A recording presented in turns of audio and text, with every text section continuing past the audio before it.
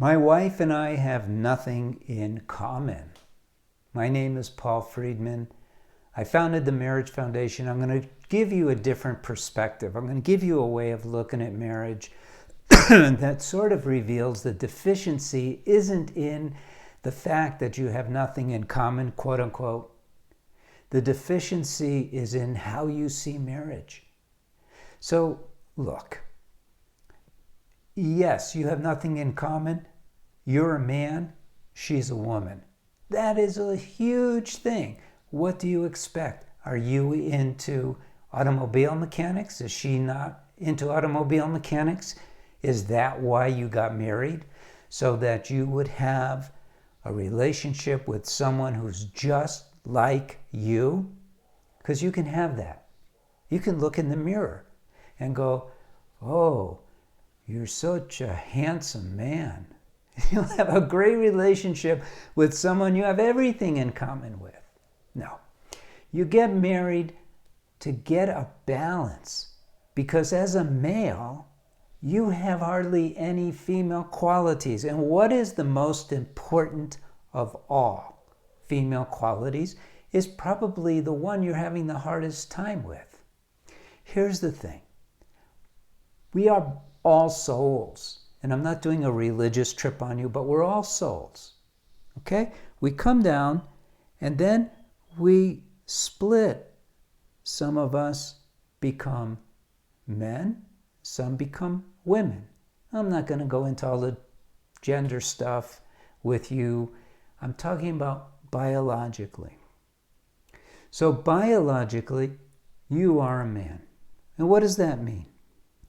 Because as a soul, before we take on a body, we're the same. But our biology dictates so much to us. Because the woman's role, biologically, is to have children, sustain them from the time of conception until the individual woman passes away. You don't have that quality.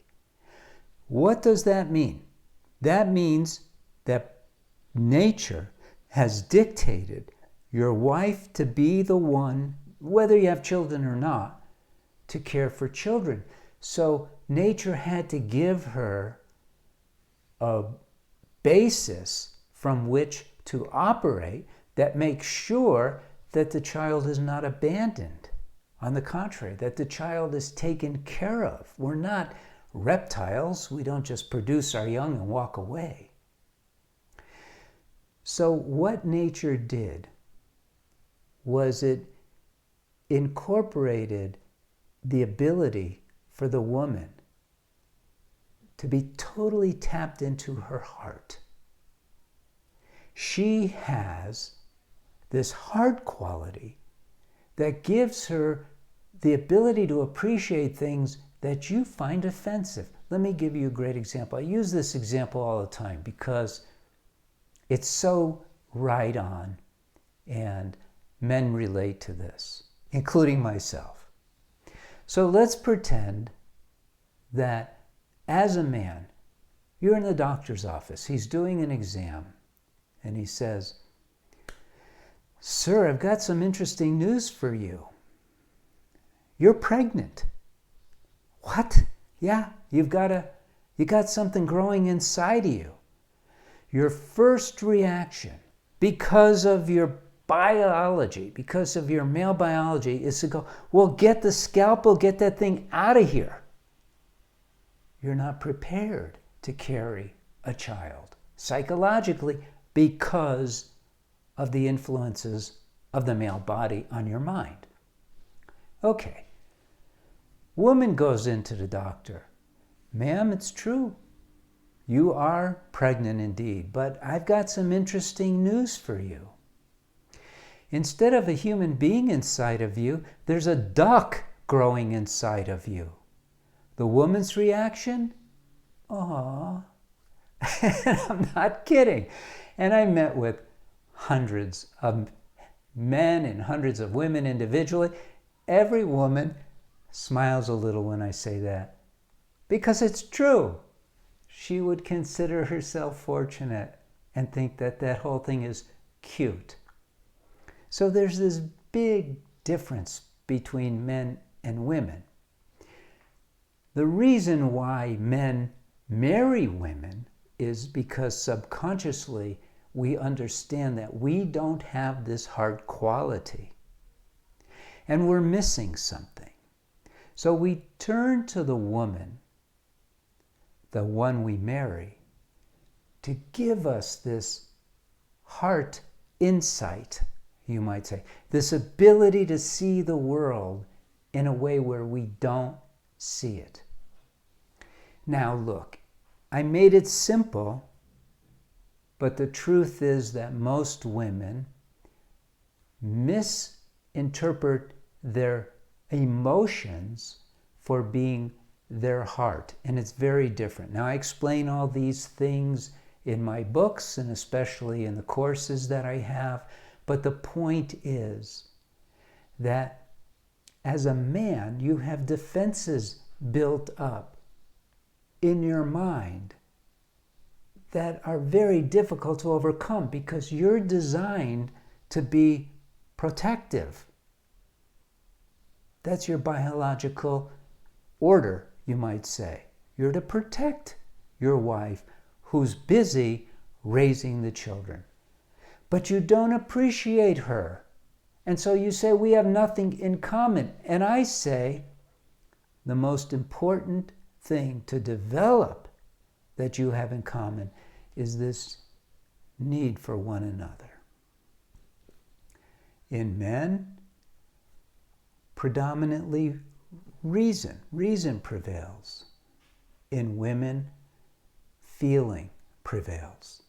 And so you get married so that you can share and develop these qualities through observation and an effort to take it on. What you don't have in common is unimportant. Maybe you like to bowl. She has no interest. Maybe she likes to look at flowers, have a garden. You have no interest. Who cares? You're there to connect at a much deeper level. Utilize marriage.